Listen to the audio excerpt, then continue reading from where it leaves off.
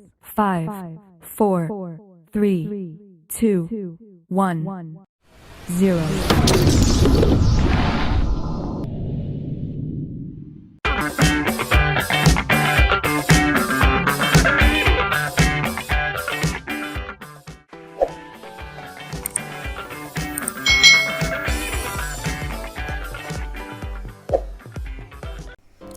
Hai,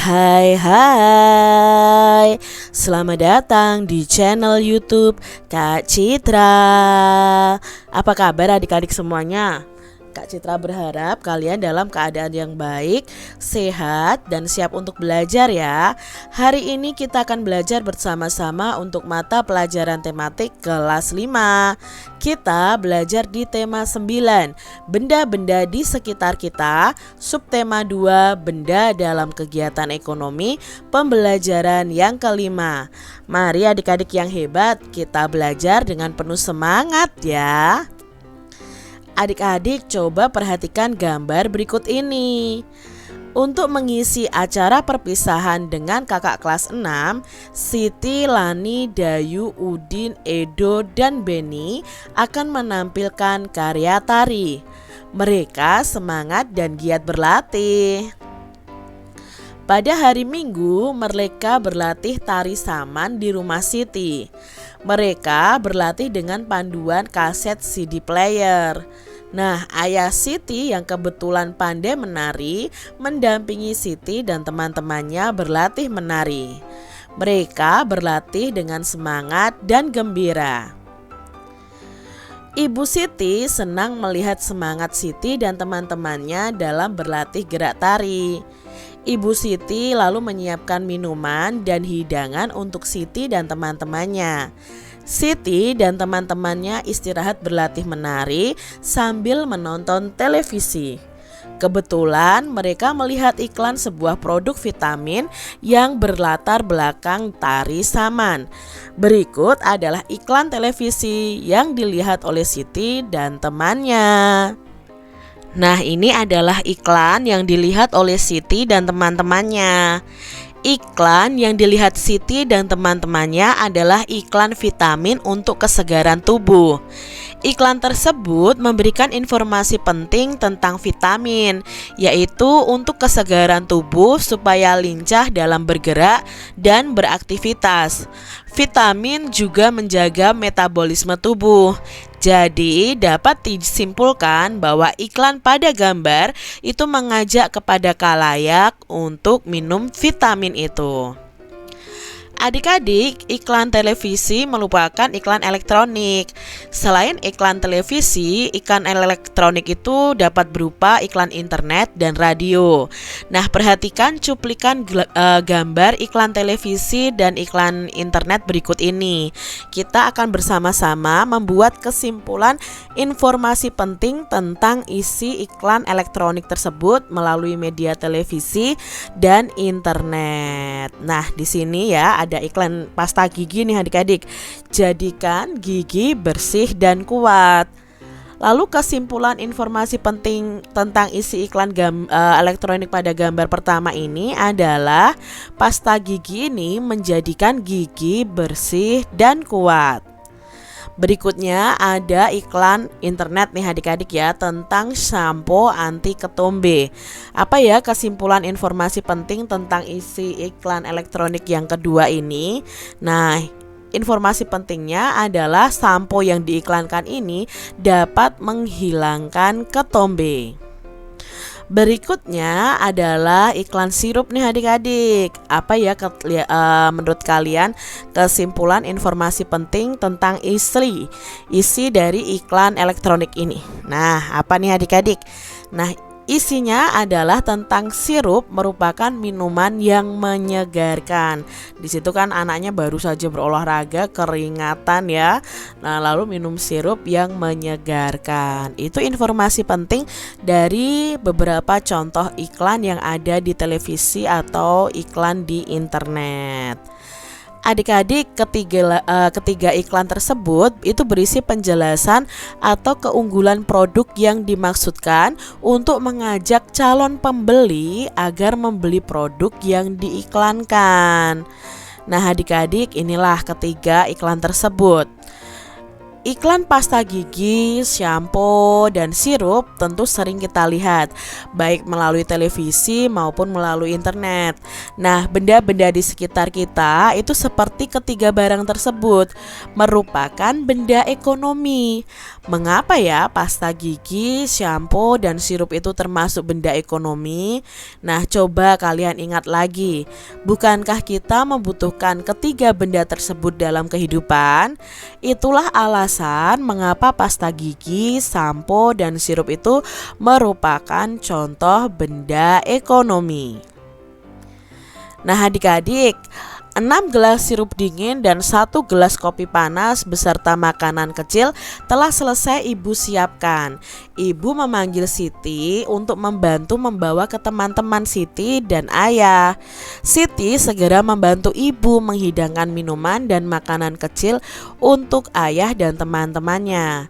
Ayah, Siti, dan teman-temannya menikmati hidangan yang disajikan Siti dan ibunya.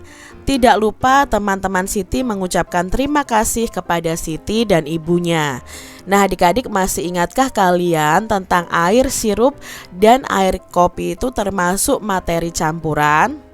Nah, termasuk campuran apakah? Apakah heterogen atau homogen adik-adik? Ayo kita amati kembali dan kita lihat penjelasan berikut ini. Air sirup merupakan campuran atas 3 materi atau zat tunggal, yaitu dari air mineral, gula, dan sari buah. Sari buah ini tergantung nih rasa dari sirupnya apa. Nah, perhatikan campuran ketiga zat tersebut. Setelah dicampur menjadi air sirup ya, menjadi satu, ketiga zat yaitu air mineral, gula, dan sari buah ini tidak dapat dipisah-pisah lagi. Nah, artinya ketiga zat ini telah tercampur sempurna.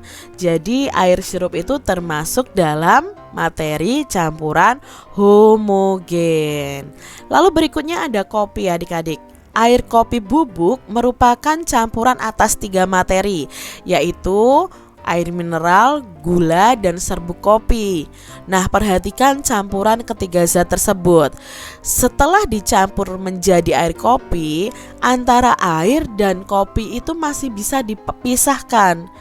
Bubuk kopi yang sudah tercampur air itu akan memisahkan diri di dasar gelas. Nah, artinya zat-zat penyusun air kopi ini tidak tercampur sempurna. Ya, jadi air kopi ini termasuk dalam materi campuran heterogen. Contoh lainnya ada air dan minyak, air dan pasir. Itu kan tidak bisa mencampur secara sempurna adik-adik. Itu disebut dengan campuran heterogen. Berdasarkan ciri-ciri campuran, baik campuran homogen dan campuran heterogen, itu dapat dibuat kesimpulan sebagai berikut, bahwa campuran itu tersusun dari 2 atau lebih unsur atau senyawa adik-adik. Nah, campuran itu dapat dipisahkan menjadi zat-zat penyusunnya. Misalnya sirup tadi, zat penyusunnya adalah air mineral, gula, dan sari buah. Kalau air kopi itu ya air mineral, kopi, dan gula. Nah, itu ya zat penyusunnya. Perbandingan massa zat-zat penyusunnya itu tidak tetap adik-adik. Jadi banyaknya zat penyusunnya itu tidak tetap. Nah, sifat campuran itu sama dengan sifat dari zat-zat penyusunnya. Nah adik-adik, kalian telah memahami nih komponen penyusun campuran. Pada dasarnya komponen penyusun campuran itu bisa berupa campuran unsur dengan unsur, unsur dengan senyawa, dan senyawa dengan senyawa. Nah, pernahkah adik-adik membuat minuman susu? Nah, ketika membuat minuman susu, kita itu akan mencampurkan susu bubuk dengan air panas. Setelah itu diaduk secara merata sehingga susu bubuk yang awalnya itu berwujud padat menjadi tidak terlihat. Susu bubuknya sudah tercampur dengan air yang dinamakan dengan campuran. Jadi, campuran itu dapat didefinisikan sebagai materi yang terdiri atas 2 jenis zat atau lebih. Itu yang dimaksud dengan materi. Nah, adik-adik, di sini ada beberapa contoh jenis-jenis campuran, lalu ada komponen penyusunnya dan sifat campurannya. Misalnya nih, ada kuningan. Kuningan itu komponen penyusun campurannya adalah tembaga dan seng. Nah, sifat campurannya, campuran ini tuh terdiri dari dua unsur, yaitu tembaga dan seng. Lalu ada perunggu. Nah, perunggu itu komponen penyusun campurannya adalah tembaga dan timah. Sifat campurannya sama, terdiri dari dua unsur. Lalu ada air sirup. Nah, air sirup tadi ada penyusunnya ada air mineral, gula, dan sari buah. Nah, sifat campurannya apa? Campurannya itu terdiri dari dua senyawa. Dua senyawanya adalah air dan gula, dan satu campuran yaitu satu sari buah. Sedangkan air kopi, komponen penyusunnya adalah air, bubuk kopi, dan gula pasir. Campuran ini terdiri dari dua senyawa. Nah, dua senyawanya adalah air dan gula. Lalu ada satu campuran yaitu bubuk kopi ya adik-adik. Berikutnya ada teh manis juga. Nah, teh manis itu dari air, teh, dan gula. Nah, campurannya apa? Terdiri dari dua senyawa yaitu air dan gula. Lalu tehnya itu berupa campurannya. Nah, ini ya adik-adik ya, contoh atau jenis-jenis campuran, komponen penyusun campuran, dan sifat campurannya. Adik-adik, Siti dan teman-temannya telah beristirahat cukup. Mereka pun mulai berlatih kembali. Ayah Siti meminta Siti dan teman-temannya itu berlatih dengan sungguh-sungguh. Siti dan teman-temannya harus melakukan gerakan secara benar dan kompak. Mereka juga memperagakan gerak dengan pola lantai supaya tarian mereka itu terlihat lebih indah. Nah, berikut adalah gerak-gerakan yang mereka lakukan. Ini ya adik-adik ya, gerakan pertama seperti ini. Lalu gerakan keduanya seperti ini ya. Gerakan ketiganya ini, lalu gerakan keempatnya seperti ini. Nah adik-adik, berdasarkan gerak tari yang dilakukan Siti dan teman-temannya di atas, sebutkan coba pola lantainya. Kalian bisa tuliskan di buku tulis kalian nih. Yang pertama ini, gerak pertama ini pola lantainya apa? Nah, gerak pertama ini pola lantainya adalah pola lantai vertikal ya, dari depan ke belakang. Kebetulan di sini ada dua baris vertikalnya. Gerak yang kedua ini adalah pola lantai diagonal. Gerak ketiga ini adalah pola lantai lingkaran. Gerak keempat ini adalah pola lantai horizontal atau menyamping adik-adik. Demikian tadi adik-adik pembahasan kita di tema 9 subtema 2 pembelajaran yang kelima. Semoga video pembelajaran ini bermanfaat untuk adik-adik semuanya, dan sampai jumpa lagi di video pembelajaran Kak Citra selanjutnya. Tuhan memberkati. Jangan lupa tekan tombol subscribe, lalu tekan loncengnya, tekan juga tombol like, lalu share ke media sosial kalian. Jangan lupa untuk ikuti media sosial Kak Citra. Terima kasih.